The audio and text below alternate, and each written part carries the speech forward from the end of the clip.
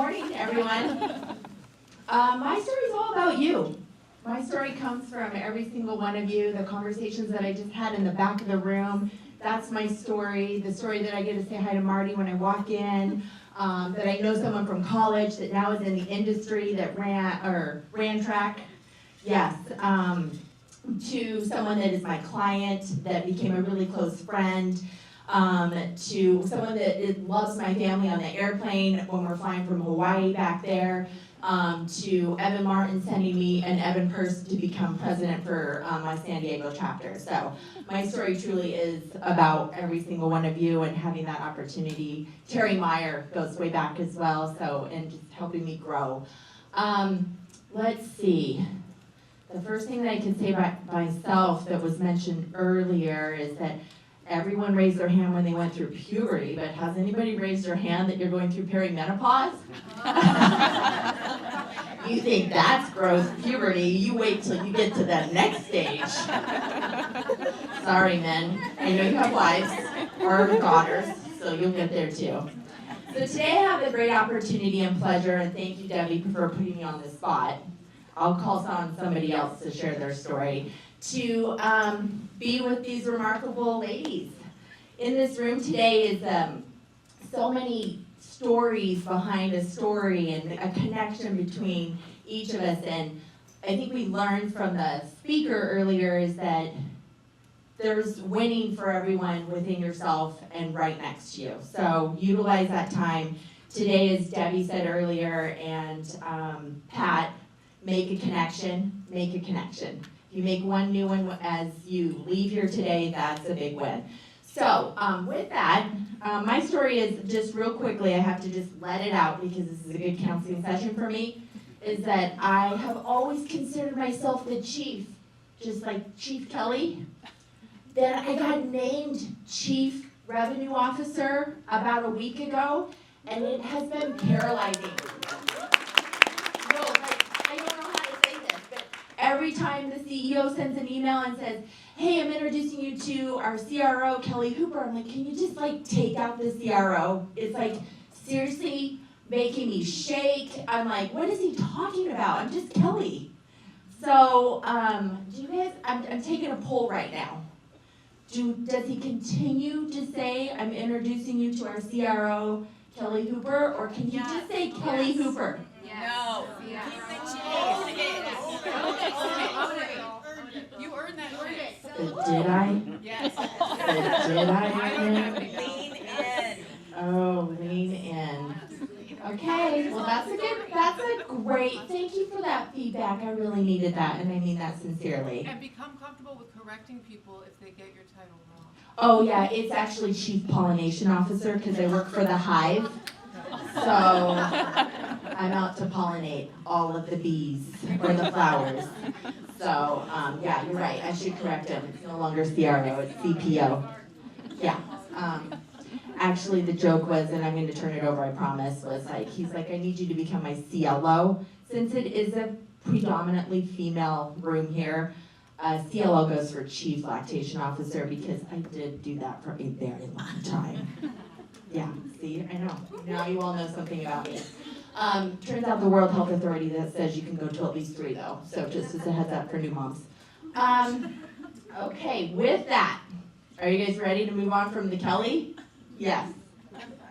Wait, you're supposed to cheer. Yay! Okay, so I get the pleasure of working with all 3 of these ladies. I had a brief moment with them on the phone to get to know them. I'm excited for you to get to know them and their backgrounds and where they come from. Outsider to to insider, exactly. And insider to outsider, it goes both ways. So I think that with that, I'm going to turn over the time to each individual, Anna, Hailey, and Amanda, to introduce yourselves, take your time, share your background and your story, and then we'll dive into a few questions, and then certainly welcome those from all of you. Good morning, everyone. You've already heard my story. Just another fun fact about some of my background. My family had a construction company growing up, and so I would go on construction jobs. At age 9, I had a diploma in welding from Northwest Iowa Community College.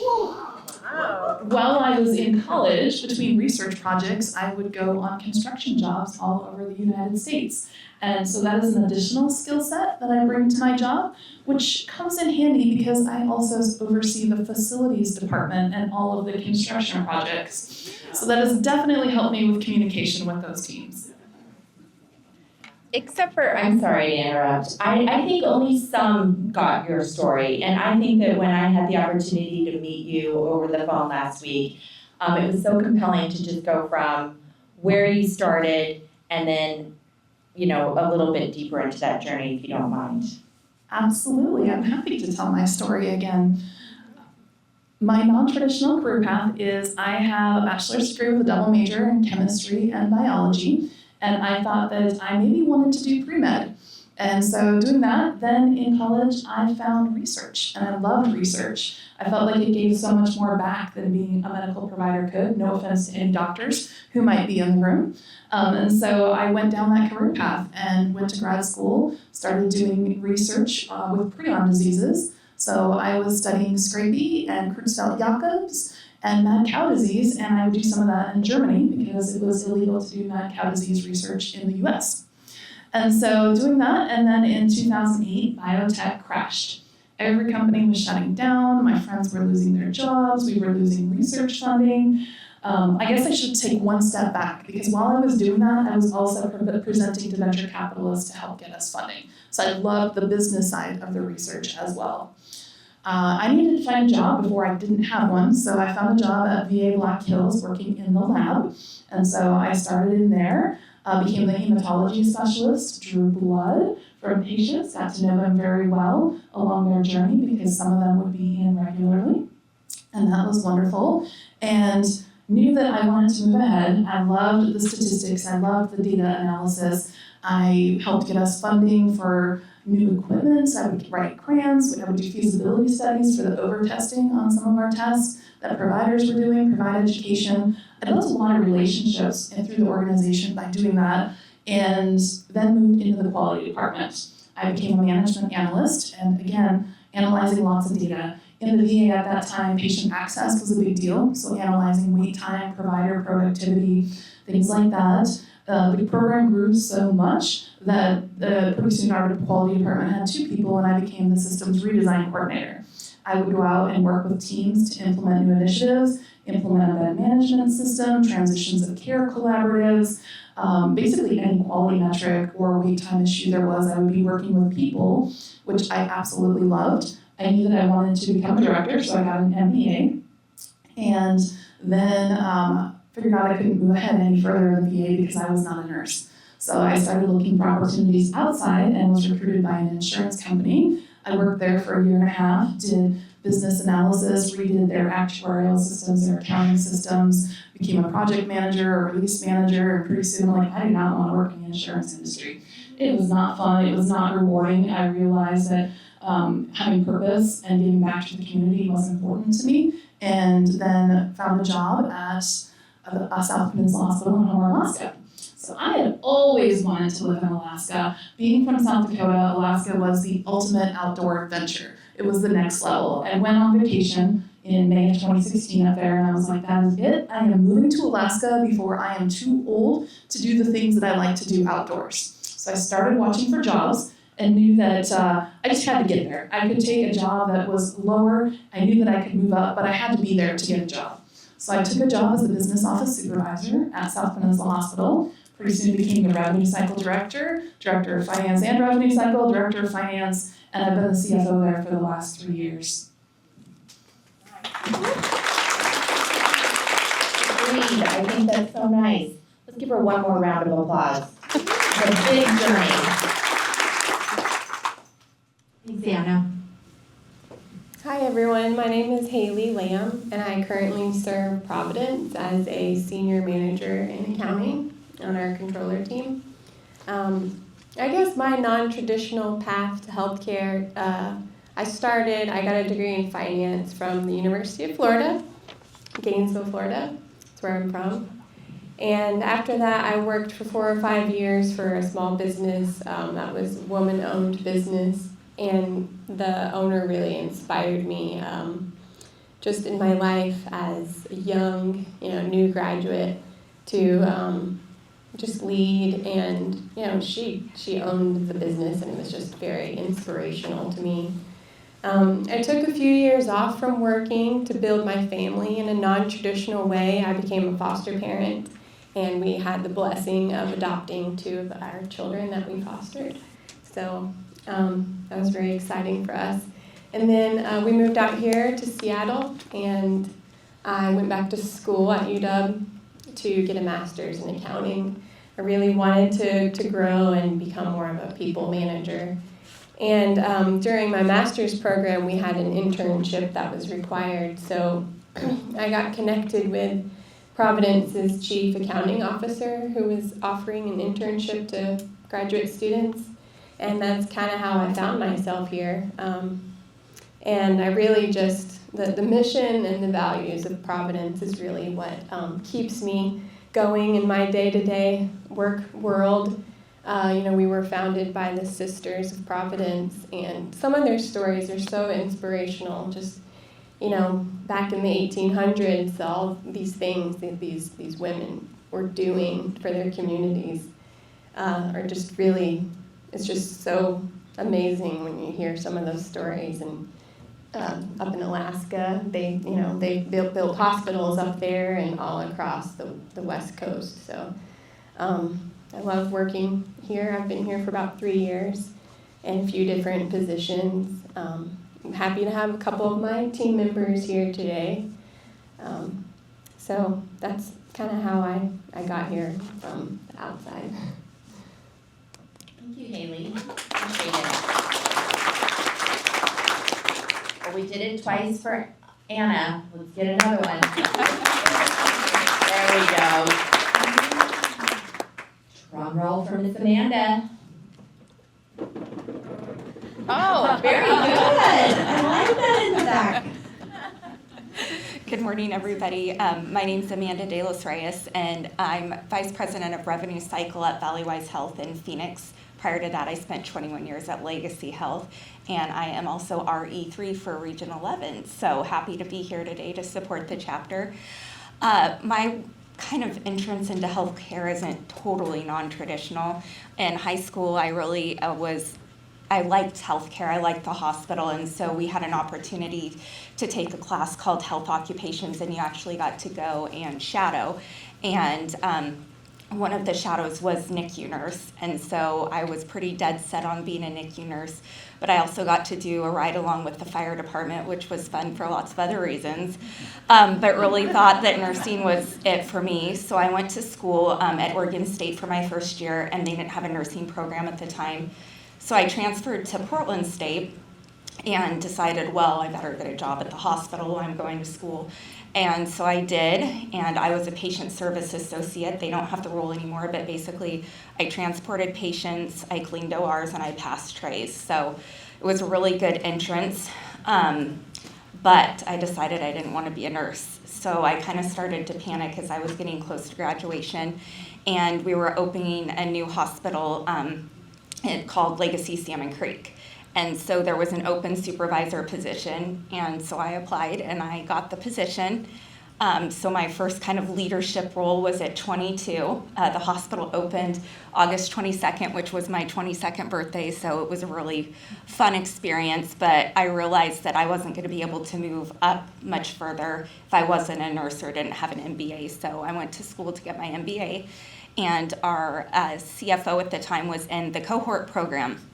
And he said, we had a summer kind of job that we had to do. And he said, well, what are you doing? And I said, oh my gosh, I don't know. And he said, well, we have this benchmarking program that we're working on at Legacy, and I think it might be a good opportunity for you to see kind of the finance side of things. And so I said, okay, that sounds great. And so anyhow, right before that, I was became manager. And one of the kind of my work ethic things that's, funny things stick with you. I had a boss that really liked to golf, and he was overseeing 2 hospitals. So he would play a game where he would say he was at the other hospital when he was really golfing. Probably why I get worried when my husband golfs during work hours. But anyway, he ended up getting fired. And so then because became pretty obvious pretty quickly. So anyway, I became manager when I was only 25. So anyway, I'm getting my master's degree. I actually kind of think I like the benchmarking program, and he says, we are currently outsourcing kind of the consultants for this, but I think we're going to bring it in-house. So I was like, well, of course, now I've got to apply for the position. And so I did.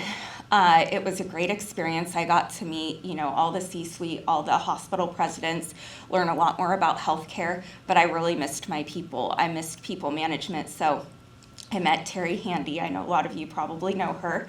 And she said, hey, I think you'd be great at this job and rev cycle. It's called customer service and collections. And I'm thinking to myself, this sounds awful, but I hate this job. So I applied for the job, literally had my interview the day before I had my middle daughter, Aubrey, went to the car after the interview, took off my nylons, and literally had her the next day. So anyhow, I did get that job, and so I've been in revenue cycle ever since then. We converted to SBO, and then I had the PB team reporting to me as well. After that, I became the director for several different areas, including patient access, customer service. And then COVID hit, and I got the screeners as well, which was a really interesting feat, trying to get those folks to come to work on a regular basis. So anyhow, I wasn't looking really to leave Legacy at all. I loved my job, loved Terry, great experience, really great opportunity to kind of learn and grow. And I also had the opportunity to work remotely. And so my husband and I had always wanted to live in Arizona, and he'd been remote for like 10 years. So we decided that we were going to move to Arizona, and I went back and forth to Legacy about every 6 to 8 weeks or so, but I kind of was starting to miss the human interaction. So I had a recruiter reach out to me to talk about the role that I'm in now, and I thought, I think I'm going to give it a try. It was kind of interesting interview process, actually. One of the panels was the CEO, the chief operating officer, and the chief medical officer, and they were having an issue with this thing called the PAC, which is the Patient Assistance Center, basically does scheduling, authorizations, all that type of thing for the outpatient. And we also have FQHCs, which is really unique, especially in the Metro Phoenix area. And I could tell he doubted me a little bit. He was like, she's too young. She doesn't know what she's doing. He's like, I bet you can't fix the PAC. And I thought, I'm going to show you. So anyway, I have a great relationship with him now, but I obviously got the job. I love it. It was a really good opportunity because Legacy is so much different, but there were a lot of similarities. So we have 3 behavioral health hospitals. We have a regional behavioral health authority, much different than kind of the managed Medicare, if you will, even though that's what it is. We have the largest civilian burn center and had the opportunity to take care of some of the Hawaii burn patients, which was a great privilege for us. And so anyway, it's just been fantastic. Built another new hospital, something I'd done before, but really a great diverse kind of experience. I think for me, I've never really said no to anything. And even if I didn't know what I was getting into, like customer service and collection sounded awful, but it was one of my favorite jobs. So anyway, I think that would be my advice to anybody. And you've been there for how long? Almost 3 years. 3 years. She hasn't done anything there. Built new hospitals. Yes, okay. My voice interjected that clap. Please proceed. There we go. Well, thanks all 3 of you for your introductions and backgrounds and where you're going. In this theme, it is outsider to insider and why non-traditional talent is the future for both revenue cycle, finance, and any career path that you choose. And I think this panelist was chosen because of their backgrounds, and I bet I would ask everyone in this room that, are you in the position that you visioned that you would be in? And I think that was asked earlier, but I think that just by a show of hands, is that the case for anyone in this room right now? There might be one, and she's at my table because I just know how her brain works. She sets a path and she goes, but I think she also probably would not be able to raise her hand in that context because, there isn't a traditional way anymore. So with that, one of the questions that had come up in our huddle is, many of our audience entered healthcare through non-traditional pathways. What experiences outside of healthcare shaped your ability to succeed and innovate as a leader? You can pick who wants to go. Oh, I can go.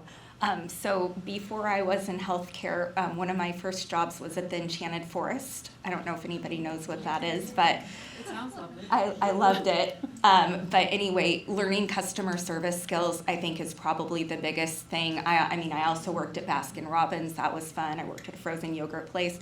But I think the customer experience and being able to relate to people, you know, you can't teach people to be nice, but you can teach them skills. So if somebody's willing and able to learn something, I think the first thing that you have to have, especially if you're going to be managing people or working with the public, is be able to have excellent customer service skills.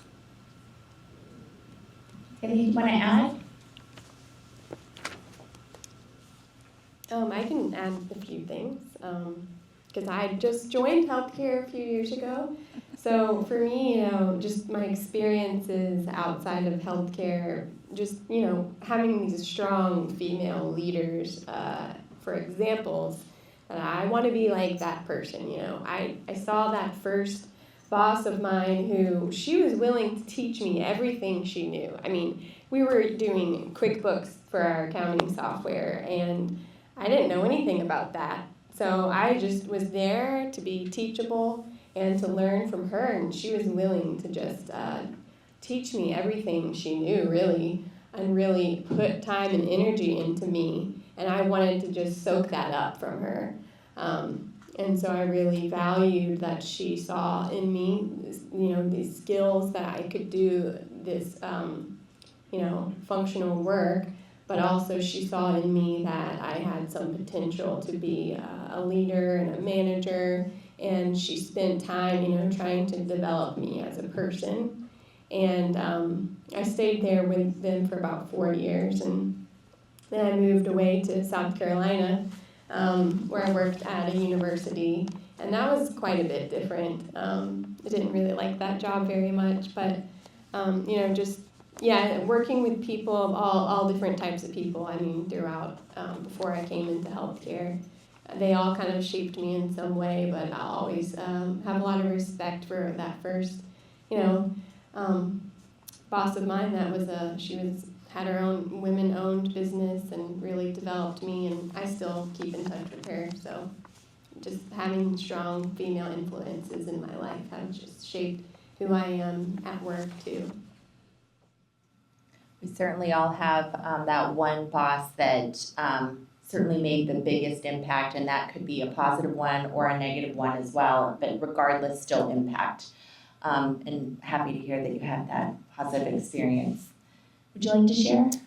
Thanks, Anna. Absolutely. Thanks, Kellie. Coming from a science background, I think my statistics and analytical skills have really helped me be successful in the finance world, because you have to dig into a lot of problems and do a lot of analysis and figure out how to get through an audit or how to get your cost report prepared. And then also working with people, coming from a very diverse background, helps me relate to other individuals.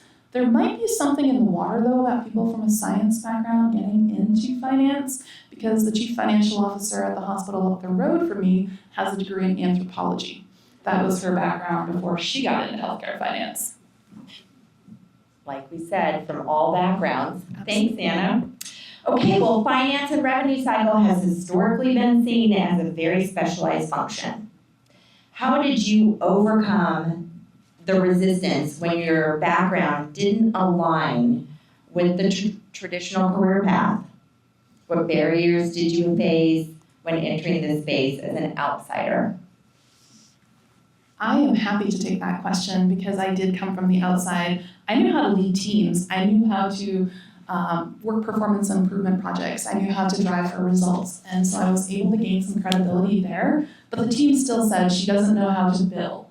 So I very quickly learned how to bill. I went through AHAM. I got the CRCP certification to prove that I had learned what I needed to know to do the job.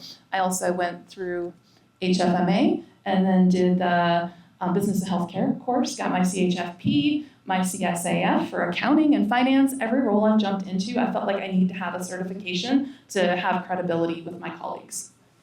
And did you say build or bill? Bill, how to send out a claim. What does the claim need to look like? Revenue codes, CPT codes, the CCI edits, all of those things.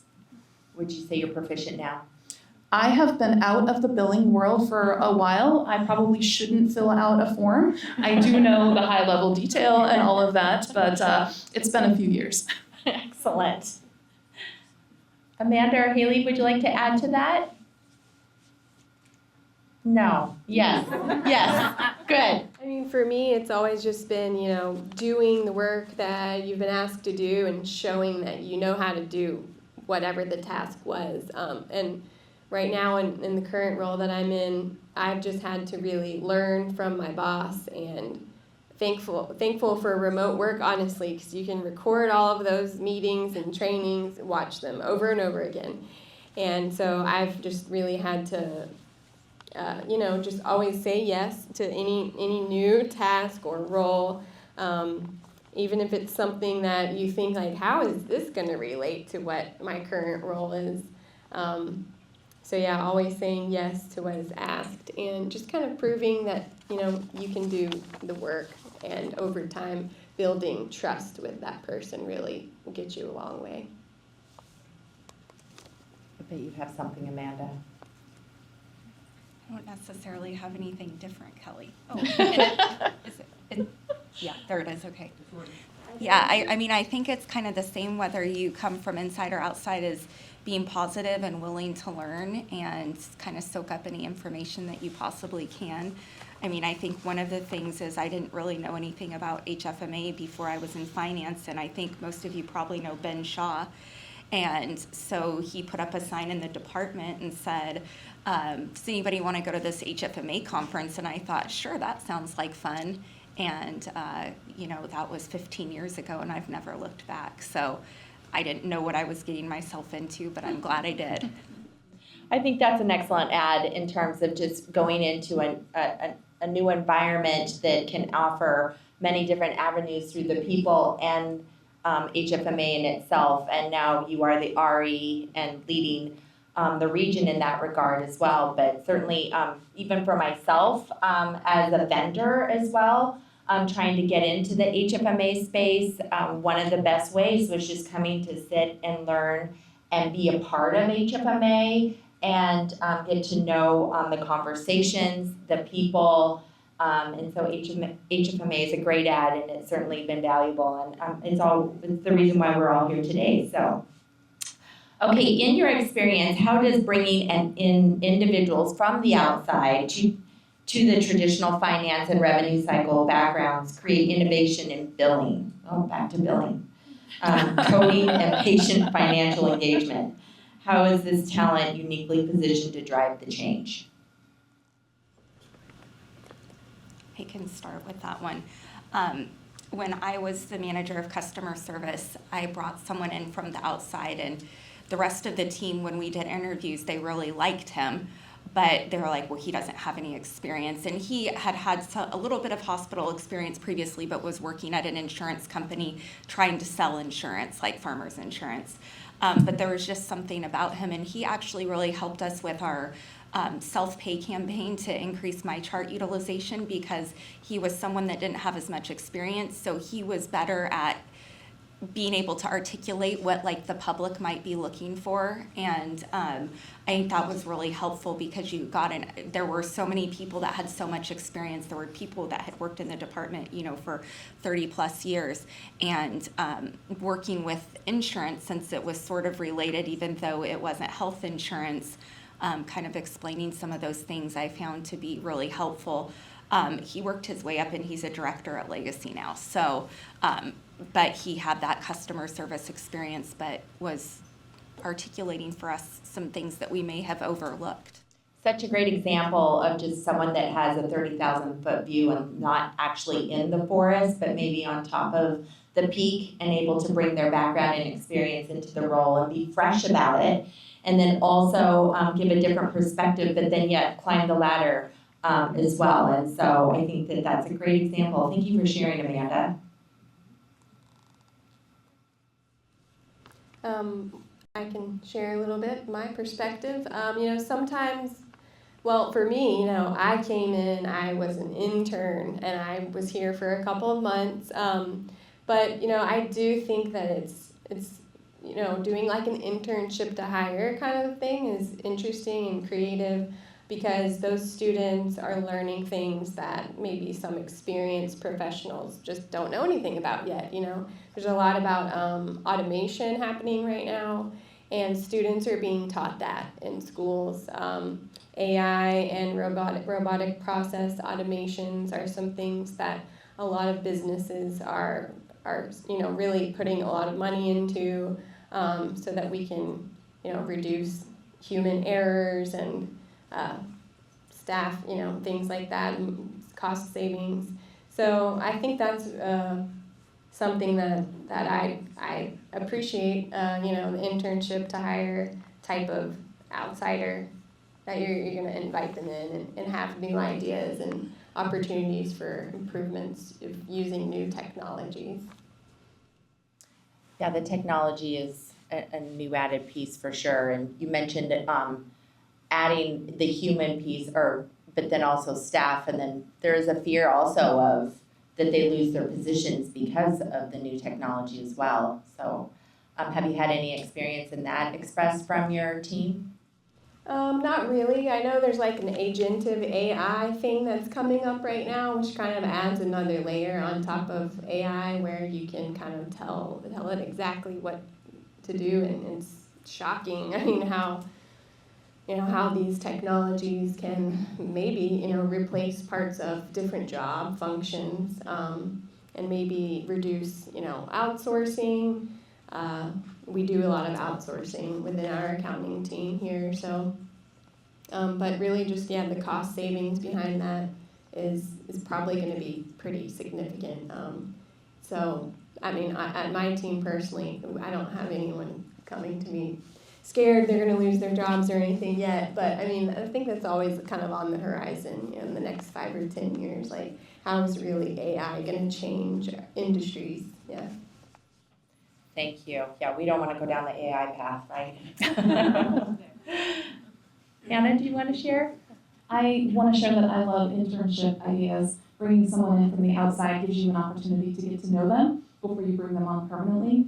We've actually rolled out a CNA program where we hire students. So if they want to go through the CNA certification program, we hire them as an employee. They go through the program. They may or may not be offered a job depending on how it went during that trial and training period. So that's one program that we've developed with our organization. Being in Homer, Alaska, we don't have a huge pipeline of skilled talent in the community. We did try the recruiting from the outside and bringing staff up. Generally, they would stay a year or two and go back. And so that was not successful for us. So we changed our strategy to grow our own. So we bring folks in from the outside into entry-level positions, and then we help provide them schooling. We train our own MAs, we train our own CNAs, including our RNs. We don't have the full training program. They'll do their clinical rotation at our hospital, but we'll pay for them to go to school, and then we'll hire them on as employees, and that's been really effective for us. We do the same thing with our registration staff. We actually started recruiting bartenders. They make excellent patient access representatives because they can have conversations with anyone in just about any situation. So that's been great for us. Hiring our own local community members and helping them grow has been fantastic for our patient satisfaction. We have a lot of Russian communities in Alaska, traditional Russians. They speak Russian. Many of them don't speak English. They have different diets, different holidays. So bringing those staff members in really helps build relationships with our patients when they come in the door. They understand the special diet that a patient needs, or they understand the holiday, or they can just show more empathy because I have that common background. So it's been very successful for us to bring people in from the outside to help with that patient satisfaction, and then bringing folks who have an IT background with new tools that they can show you how to use. My last 2 controllers that we've hired both have come from outside of healthcare. They come from auditing backgrounds. They've got the accounting foundation, and they can run with that, and we can help train the healthcare component. Thank you. I think that goes in line with where we're going next with one of the questions on how you're recruiting and how you bring those outside roles into the healthcare organization. Amanda, would you like to share how you do it at your facility? Sure, we're a little bit unique, just to be transparent. We still have part of the Arizona State Retirement System funding. So our employees are required, no matter what level, to put 12.1% of their take-home pay into the retirement, which makes it a little difficult for us sometimes in some of the more entry-level positions, because that's a lot of money to folks. So we don't have, once people are in, they tend to stay, even though maybe they shouldn't stay. So that's a little bit more of a challenge. But some of the things that we've done is we need a lot of behavioral health technicians because of our growing behavioral health population. So we've just been doing kind of traditional job fairs, and they actually have recruited a lot of people from other industries, and it's been pretty successful, and they have some retention programs. As far as for revenue cycle, we actually use HFMA to advertise a lot of our jobs. Oddly enough, there's only one other health system in the Phoenix area that's an Epic shop, and it's really important for us and a lot of the roles that we have to get some expertise within Epic because of some things that have happened historically where people didn't understand how the system works and sort of constraints. We've needed our last couple of managers to be able to have that Epic experience. So we've had to branch out and use some of those other ways to recruit folks because just posting on our website hasn't worked. So anyhow, that's kind of what we've done. It's not really anything outside of the box probably that other folks haven't been doing. Thanks, Amanda. I think that it's interesting to hear, how many of you knew the 12.1% that had to be, so that does add a factor, and the demographics of where you live, that not many are always in Alaska, and it might be seasonal, right? So you have to go to the bartenders, and I saw Lucy over there smiling because she also works in a big, large health system and understands what it's like for patient access. We'll pull you from anywhere, she said. So yes, thank you for sharing more about that. How has being an outsider in some respect influenced your leadership styles or the way that you operate within your role? I think for me, it's helped me with the curiosity component. If you are an expert already, you're not necessarily asking the questions to get the full story. And so I've always tried to take that approach to ask questions and be curious, because sometimes there's something that's under the surface that you're able to identify and help solve problems. Thank you. Hailey?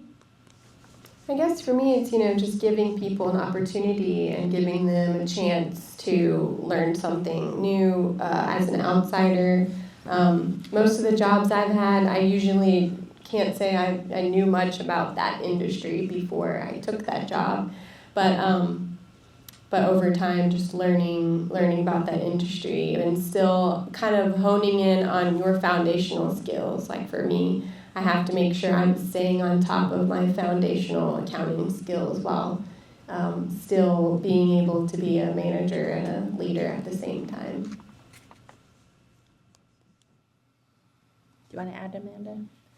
No? Okay.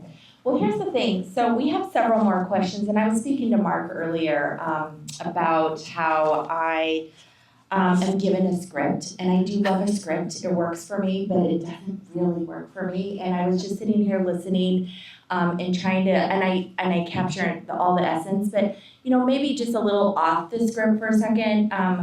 What can you just tell us what you love most about your current job and why you're in it? And then I think it's important for everyone because we may be like Edison that's going to stay in his, for that company for 21 years, and that's great. But then we might have someone that, I guess, maybe myself, that moves organizations in different positions. So it's just like, what is it that you love the most, and that we can share so that someone can take that away with them.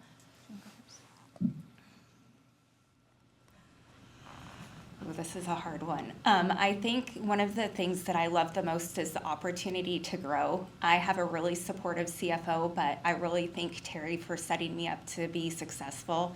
I learned so much from her, but this was a good opportunity because I'm learning things that I didn't know. I knew a little bit about behavioral health, but more about some really cool CDI programs, more about behavioral health, more about FQHCs, and boy, they're complicated.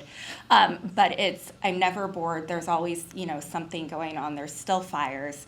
But I think I have a really amazing team, but I have other support with HFMA where I can phone a friend. And so I feel like I've been able to be really successful. We've had some really great things happen with our metrics. Since we are an Epic shop, what had happened historically at Valleywise is when they went live with Epic in 2010, people really liked McKesson's Star and tried to build Epic to be McKesson's Star. So we not so fondly call it Son of Star. That doesn't work. And so one of the reasons I was hired is because I'd been through an Epic refuel before. And so we are in the midst of the Epic refuel. And so it's been really great to be able to kind of make some positive changes and make things make sense. When you take an upgrade, you don't, break 5 other things down the road and all of a sudden you've got files going to the wrong place and things like that. I think the other thing that I really love about this job is the relationship with the IT team. And it's been hit or miss for me in the past, but they're super collaborative. Maybe too much so I've had to say, if I'm telling you the wrong thing, if I shouldn't do it, tell me. You shouldn't go down that path. These are kind of what the fallout things are going to be. So I think the people that I work with, and I have an amazing group of directors that are really passionate, and we just completed the Press Ganey employee appreciation or engagement survey. And all of my leaders, including myself, the whole revenue cycle was in tier 1. And I couldn't be more proud of that because that means that our teams are feeling supported and engaged. And I think that's part of the reason that we've moved the needle where we are. And so anyhow, just for example, when I started, our AR days were at 90. I know everybody's going to gasp. I did too, but we've already been able to move the needle and we're under 50. We don't net down. There were some weird netting things. Anyway, I won't get into the specifics. We turned off the netting. So just having really good metrics, but there's still so much work to do. I think that's what keeps me going after being somewhere for 21 years. There was still work to do, but this is totally different. And I feel like it's given me a skill set that I wouldn't have otherwise gotten. It was hard to leave Legacy. The hardest thing probably in my career was leaving Terry, but it was the right thing to do. Thank you for sharing. I would say for me, I just love the mission and the values here at Providence of serving the poor and the vulnerable. And I don't know anything about billing, and I have never, gone to see patients in a clinic or a ministry setting. But for me, that's really what keeps me here is just knowing that, this is a huge organization, over 120,000 caregivers. I'm just one of them, but I do something important. I have that feeling from my leaders that everyone is contributing to our mission of serving the poor. And that's just something that is really just true to my heart, in general in my life. And I'm happy to be here. I could tell a few different stories, but the people are really what makes it a place that you want to stay and feel like you're contributing something. So that's kind of the main thing I love about my job. You might have seen the statue out front of Emily Gamlin, and we're going to be, we do an annual kind of a feast. It's next week, so I'm excited for that, trying to pull together some local caregivers here to attend that with me, and just the work-life balance of working remotely. I do live here locally, but I work remotely. So yeah, the work-life balance is so important to me. I did have a baby after I adopted the 2 children, so I now have 3 children, so they keep me very busy, and just working remotely lets me have that flexibility that I have to have. So those are just a few things for me.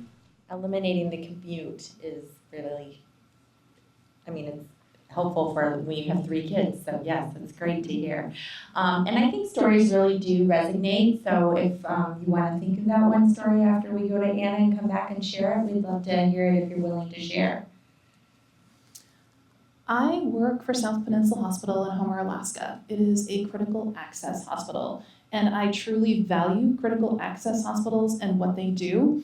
It is so important in a community to have a local hospital where people can go to get care so they don't have to drive long distances, hours through mountains, over ice, or even just on the interstate in the lower 48. I watched a family, my husband's parents actually, they have to drive an hour each way. He has a kidney transplant, he's missing most of his toes, he's had diabetes since he was 5 years old, his health is not in great shape, and they have to drive an hour each way, multiple times a week, just to receive care. The community that I live in is an aging community where about 41% Medicare. Our over 65 population is expected to peak between 2030 to 2035. I really value the hospital, and I want to make sure that it is there to provide care for those who are in need. I was at a service area board meeting last week, and one of the service area board members said, my husband was brought to this hospital, and if it wasn't for this hospital, he would have died before he ever made it to Anchorage. And she was very thankful that we were there to provide the services to at least get her husband stabilized and get him to where he needed to be. So I think it's very important that we help protect critical access hospitals, and I'm very mission driven. I want to make sure that that hospital remains open. I want to make sure that we have money for the infrastructure that needs to be repaired, have top of the line equipment so we can provide care to our patients. We just went through an Epic implementation on August 9th, and I can still say that I love working for the hospital, even going through that implementation. But it was great to help drive that implementation so that we could improve care for our patients, because so many of them go from Homer to Soldotna, to Anchorage, and even down here to Seattle to receive their care. And for the providers to be able to see those notes and just pick up and make it an easy transition has been phenomenal for our community. But I absolutely love the people that I work with. Our senior leadership team is very collaborative. The staff who's there is very supportive. They work hard. They want to do the right thing. They have excellent work ethics. Not only are we all colleagues and community members, but at times we're patients. And I can tell you, when I first went to that hospital years ago, I would not have wanted to be a patient in the operating room. And we have such an amazing team now that I did have surgery there a year ago, and it was an amazing experience. And I'm very thankful that we have what we do in Homer, Alaska. And if I wasn't doing it there, I would be doing it somewhere else. But it's a great place to work. It's a great community. And it is absolutely gorgeous in Homer, Alaska. We are all going there. Not to be patient. I know that we have some opportunity to reach out to all of you. Would you like to ask any questions of the panelists? And it wasn't really would you, can you? You'll be called on. Kelly, did you plant questions out there for us? This is good. Yeah, this talk show thing that we have. Thank you. So mine is a fun question for Anna. You said you moved to Alaska because of things that you wanted to do. What were those things other than your job? You know, what's interesting is this summer has been mostly my job and not those things. But I grew up enjoying the outdoors. So I grew up hunting and fishing and hiking and trapping, and Alaska was the ultimate experience to be able to go do that in the mountains. You go, I guess let me just share, I'm going on a hunting trip, right? And I get dropped off by a boat and I am left there for a week and I'm on my own. And then that boat comes back a week later to pick you up. So it's really, you are on your own to figure things out and survive. And just to be outdoors with nature, I feel so much better. Even after a stressful day, if all I can do is go golf, it's just wonderful for me to be out there in the trees and the forest and the fresh air to just relax. Yes. While you get that mic, do you have a trophy in your house of, I don't know the term, so forgive me. My house is almost like a museum. That's right. This one is for Anna. You talked about having programs to recruit people and teaching them CNA programs and things like that.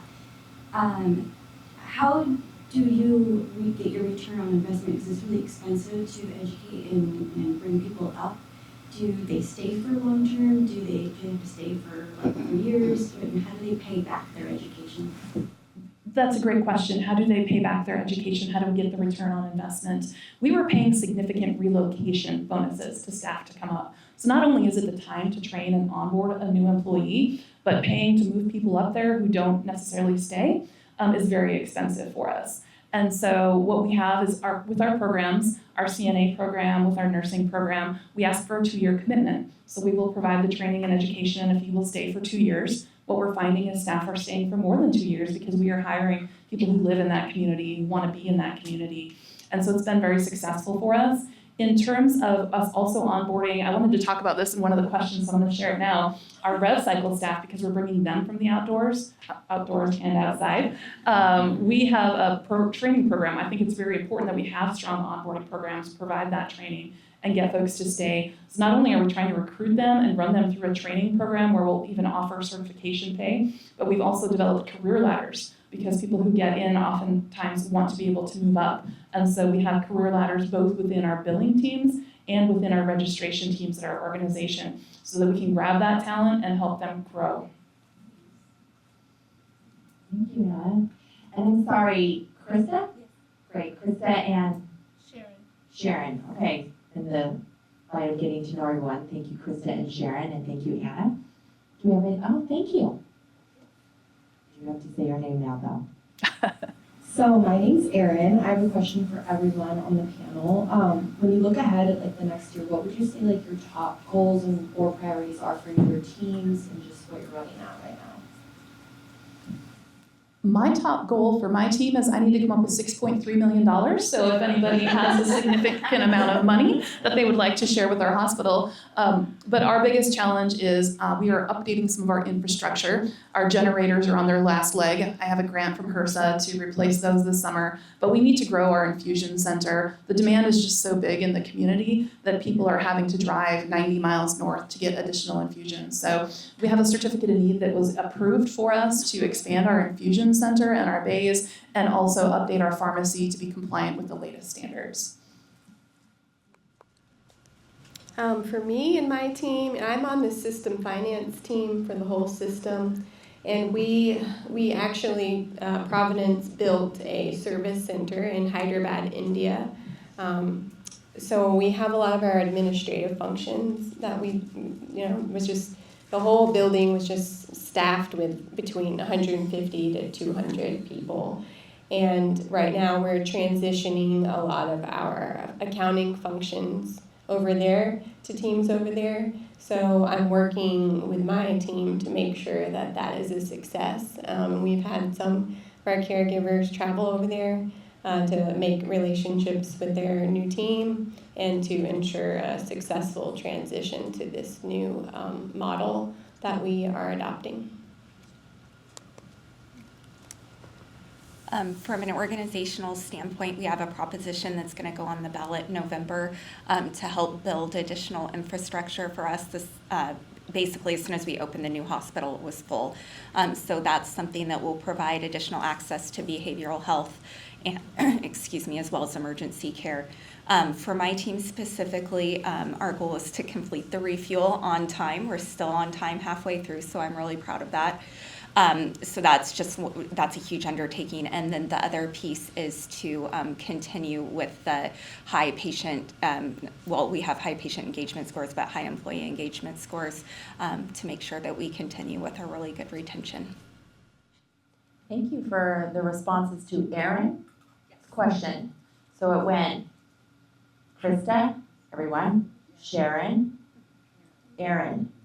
Thank you, whoever's saying that back there. And Edison. Oh, and Edison, do you have a question? Yeah. Great, there you go. I wrote it down so I don't forget. Thank you, Edison. What qualities do you believe empower leaders to thrive and drive transformative lasting change that elevates individuals, organizations, and society as a whole? Love that. Go, Edison. I could start with that one. I think one of the biggest things about being a great leader is to be transparent, even when the message may not be desirable, and letting people know the reason why behind things. A lot of times the reason that people, don't want to get on board behind an initiative or something like that is they don't understand. So the more information that you can provide, I think, is helpful. But I think that the biggest key is to be transparent and don't try to sugarcoat things. And I would also say to make sure to hold everybody accountable. I've seen some leaders that don't do that because maybe the kind of weakest link is maybe the most challenging person to deal with, and leaders can bypass that sometimes. And I think making sure that you hold everybody equally accountable has also been a key to success. I have learned over the years that hiring people is more than just a resume. I've seen some amazing resumes come through with individuals who just aren't the right fit for the organization. So we're really looking for people who have empathy, who will ask questions and be curious and not furious and moldable and lifelong learners. Those are important things for us because it really is about the person more than it is just the criteria on a resume. I guess for me, I would say, being open, being a good listener, and being inclusive to everyone. I work for a Catholic hospital system, but, not many of us are Catholic who work here, and we all still bond together, to support our mission and each other in our different functions of making sure that we're a successful organization. The theme in all of those responses is good humans, Yes. right? And growing ones. So, Edison, thank you for that question that came from you. The first person was who?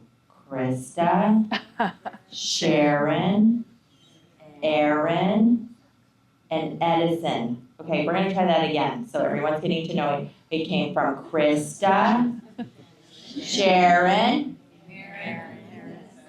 Okay, great. Now you all know 4 new people. Unless someone else has a question. Did I see your hand or is you right? No, that's right here. Okay, no. Okay. Kelly, I actually have a question. Oh, Debbie, you got the dang mic from me. So I have a question for all of you. So when you think about non-traditional talent and you're bringing in these talented people and, training them, what happens if all of a sudden there's a bug in you that goes, I've had this healthcare experience, I think I want to go try something new. So then how do you make sure the succession plan is in place so that you can take that bold move and move on, if that would be your personal journey? Love it. Thanks, Debbie.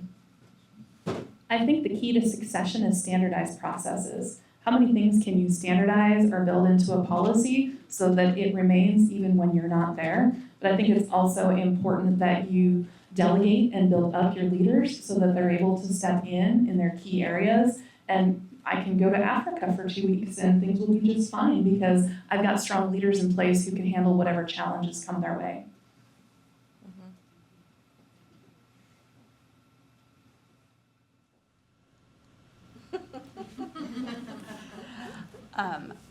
Debbie, I don't know if I'm ever going to leave healthcare. I mean, never say never, but I feel like I found like the perfect niche for me. Nobody ever woke up and said they wanted to work in revenue cycle, but here I am, and I think it's a good fit for me. But I would say make sure to share with your teams some of the same things Anna said. Delegate, and make sure that you don't keep certain information close to your vest because you're scared to let somebody else know. I think that's one of the things that sometimes can be detriment to certain leaders is they keep all the information to themselves and don't share it. So I think other than that. What about you, Hailey? Have you ever leading healthcare? I'm an accountant, so there's lots of different jobs accountants can do. I'm not sure. I do have a big family, like I mentioned, and I'm not sure. I just, the work-life balance is so important for me, and I love working, and I love my family, and I can do both of those things, which I'm so thankful for to live here in the U.S., where that's so progressive. I did, like I mentioned, we have the care center in India that we're building, and we don't have a lot of women there. It's just not part of their culture, and so I'm just thankful that I'm here and at this organization with these opportunities for me as a woman in business. So, Debbie, I have to ask, why is there a face on your table? Well, some of you might have recognized this face if you went to. I think you mostly can hear me because I'm super loud. No, you couldn't hear me? Really? I'll have to enunciate better. I've never had that. So when we were in A&I this year, these were everywhere, and it was a big thing in a contest to take a picture. And does anybody in here besides me and probably Kelly know who this is? Tammy, Ryan, Ramona, Sarah. Who knows who this is? Rick. Who is this? Kieran. So Kieran is our national chair this year. And Kieran, one of the things that Ann Jordan, our new CEO, has pushed forward is that she's now installed that the national board directors have to have a chapter level experience. And Kieran is the first one that we can say is one of us because they didn't come through relationships or leadership of a hospital system, but Kieran actually has gone through the ranks for his chapter and a lot of energy. So Kieran had those signs made up, and that we're supposed to take pictures of him everywhere. Kind of the old. So anyway, that's Kieran. I'm going to bring it up, and That's we're why I going to get brought a it. picture of you guys with Kieran. Sarah, thank you. All right, Adam. Sarah, did you have your hand up? Okay, go ahead. Good. Thanks. I'm always interested to hear, what is your favorite part of the job? Like, what motivates you in the morning when you are excited to go to work? And it's usually the same thing no matter what industry you're in. It's about what excites you as a leader, or as... Is that for Kieran or is that for Anna? Feel free to take a picture while you're thinking about it.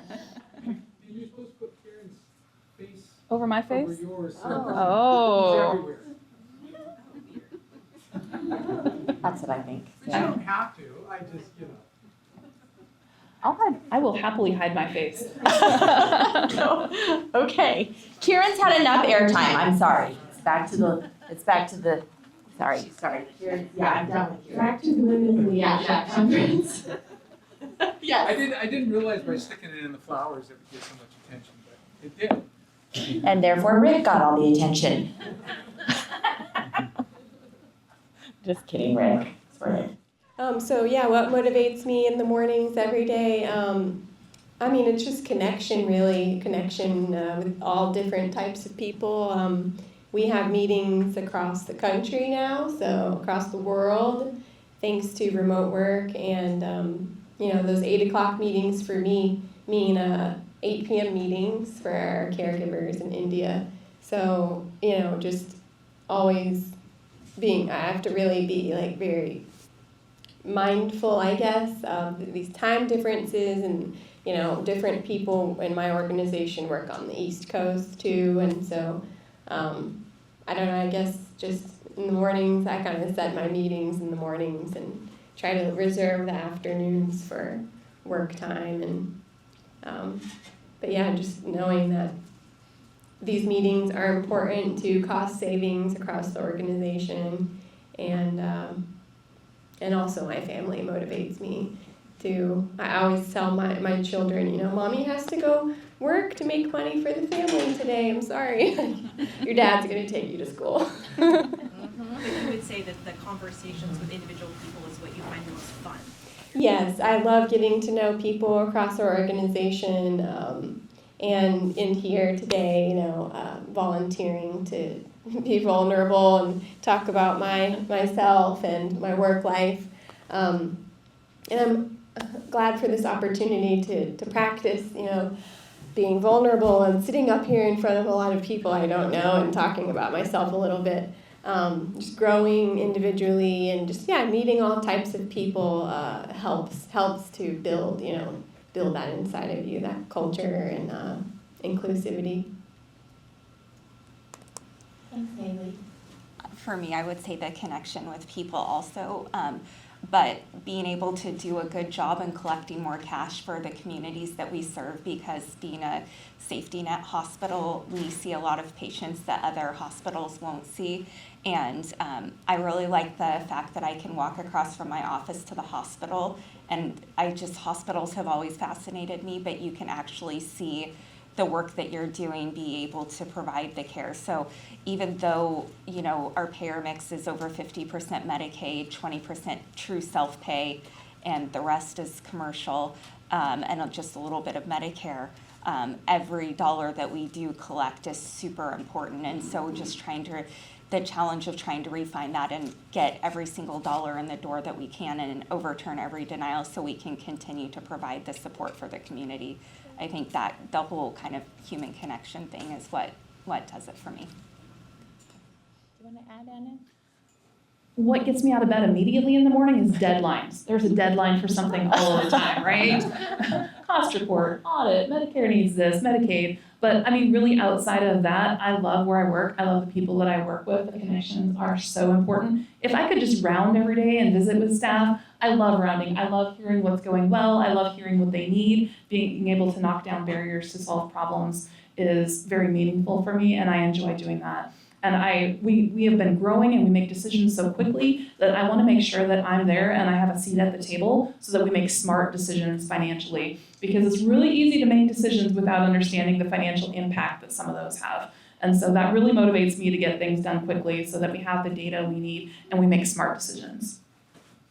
I think your question posed a good one for not just the panelists, Sarah, but everyone. What wakes you up in the morning? What gets you going? So, I mean, that's something that we can all take back with us and answer that. And your immediate is obviously a deadline, but some it could be bigger, and it might be the same every day, and it might be different every day. So for me, and I know I'm not part of the panelists, but I do wake up to make a difference, and I just try to keep it simple for me. I want to know if I'm making a difference, whether it's someone at the airport or if it's within our services that we provide to our partners. So I certainly agree with the connections as well. So I think that we are drawing near the end of our panelist time. I certainly thank everyone for this opportunity to be a part of it, and certainly our panelists to, like you said, share more about yourself, Hailey, Amanda, and Anna. I certainly learned quite a bit from all three of you, and I'm motivated to make a difference and continue to grow. So thank you for that. As we end in the theory of just going off the cusp here, we started with Sharon, Aaron, Edison, Debbie, Sarah. Okay, so it was Krista, Sharon, Aaron, Debbie. Oh, Edison, Debbie, Sarah. Okay, for the final time, and I'm going to put down the mic, you have now met 6 people. And we're starting with? No, Krista. Oh, it was Sharon. It was really Sharon. Yes. Okay, so should we start over? Fine. Let's just end this. It's Sharon. Krista. Aaron, Edison, Debbie, Sarah. Wonderful. Well, thank you all. I know that we're going into lunch, and thank you again. No, we're not going to lunch. Go ahead and dismiss your panel. We have something else. Okay, well, we are not. I'm dismissing. Thank you again, Anna, Hailey, and Amanda.